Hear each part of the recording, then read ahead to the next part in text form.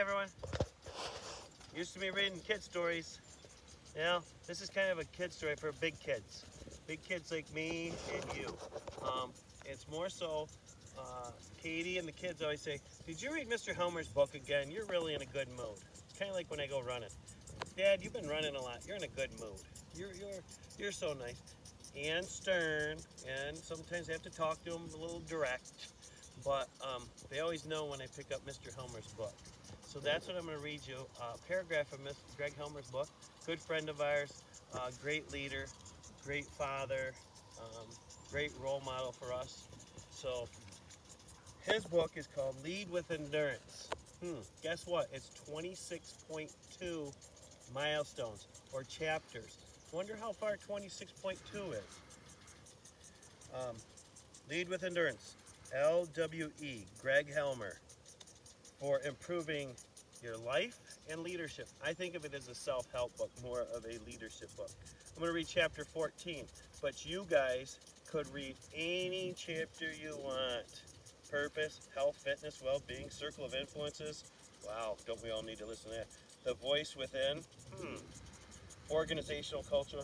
3LQ, the mirror. Go to Gamba, is that what that is, Carrie? Carrie's the real leader of this book, I believe. See their eyes. I can't read through all of them, but there's 26.2. Relationships. Wow. Can't do it. I'm reading Positive Strokes because that's what I do. I want to provide positive leadership for everyone in the community, everyone that comes to our farm, everyone, and especially my family. So, Positive Strokes. In my family, just so you know, while I get real goofy and inspire others or try to inspire others, it's because I read this book. I don't read a whole lot of books. I just read books that are good, high quality. Positive Strokes. Let me get to it. It's not too long, so please listen to the whole thing. Positive reinforcement is one of the single best strategies to not only mold desired behavior, but also serve as a constant reminder and redirection for less desired behaviors. Let's catch people being good rather than always looking for the naughties. Catching people doing the right things at the right times is a climate and culture builder because you are individually impacting the organization one individual at a time. Positive strokes can be done in a variety of ways. I have found that providing positive strokes not only shapes desired behaviors, but it shifts the organization's focus to a positive, healthy culture. Positive strokes must be authentic by establishing sincerity and trust among those you lead. So, fake positive strokes, people read through them. Make them sincere. Make them, hey, honey, I love you to death because you are the most amazing wife. That's good, but you're the most amazing wife because you take care of our kids 24 hours a day. You make them dinners, or you make them make their dinners, or you make them have their lunch. Anyways, I love my wife to death. Because your goal as a leader is to impact each individual, which in turn impacts the entire team, organization, family. Be sure to be equitable in your positive strokes. Frequently provide genuine relative feedback. Also tell them how things are. Just had to tell Jossie J this morning and get after her. I said, don't give me that pouty face. Dad has to tell you the way things are too. Establishing a culture of positive strokes will allow you to endure the difficult times and also provide you relational leveraging when needed. You know what I mean? Showing gratitude is a small task with monumental impact. The returns are endless. Sharing your gratitude when meaningful, relevant, and specific leads employees, family members, friends, community to feel valued, appreciated, and significant. Take time to share your gratitude by providing as many positive strokes as possible. I have never heard a great leader say that they regretted sharing their gratitude and giving positive strokes to people they lead. Positive stroke ideas. Call the spouse of an employee or team member and share their gratitude with them. Tell them what an amazing job your husband or wife is doing. Do the same for the kids. Call the parent. Hey, Jackson, Aiden, Landon, your dad and mom are awesome. They do the best. They help out kids so much. That was authentic. I appreciate the Helmer family. Write a handwritten note expressing appreciation. How often do you get something handwritten? If I get something handwritten, I keep it. I keep it. I'll put it on our mirror. Craft a voice memo. Send it via text. Interrupt their work in front of others. Interrupt what they're doing in front of others while they're doing a workout. Hey, awesome job. Love the way you're leading. Awesome job. Love the way you're following through. Place a piece of candy and a note in their snail mailbox. Just went and got a bunch of candy this morning to bribe some kids. Tell kids how good they're doing. Sorry, we're all on the farm getting blasted by bugs. Can you imagine being face to face with a 200-foot killer whale? One of my favorite books is by Ken Blanchard, titled Whale Done. Get it? This particular parable demonstrates successful leadership based on lessons learned by motivating people from an unlikely source. The lead character in Whale Done learns from the trainers at the SeaWorld show in Orlando. Specifically, the discovery is how trainers get the whales to perform certain actions. Blanchard's fundamental lesson of Whale Done is the knowledge and understanding that we can get better results from the people we lead if we provide positive strokes while clearly defining what is right and expected. Highlighting, rewarding, and acknowledging desired actions is great reinforcement. The authors point out that the more positive strokes we provide to a desired behavior, the more likely it is that the behavior will be repeated. I think we read something about that years and years ago. Thus, if we are continuously playing gotcha with those who lead, with those we lead, who make mistakes, we're actually heightening their attention to the wrong results. Instead, the author suggests that we constantly encourage employees when they are doing the right thing as a means of giving them the motivation to do it right again in the future.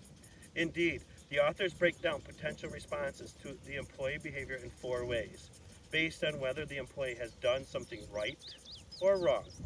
Blanchard explains that Whale Done praise has 4 steps. Number 1, praise people immediately. Don't sit and wait. Get it out there. Number 2, be specific about what they did right. Number 3, share your positive feelings about what they did. And 4, encourage them to keep up the good work. How much time do I have, honey? Keep going, you're good.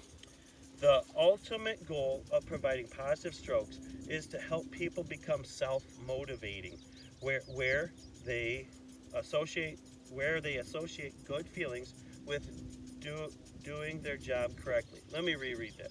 Where they associate good feelings with doing their job correctly. If the trainers at SeaWorld want a 5-ton killer whale to jump out of the water, they must begin with small incremental steps, such as having the whale swim over a rope that is on the floor of the pool. On the floor of the pool, before they jump up in the air.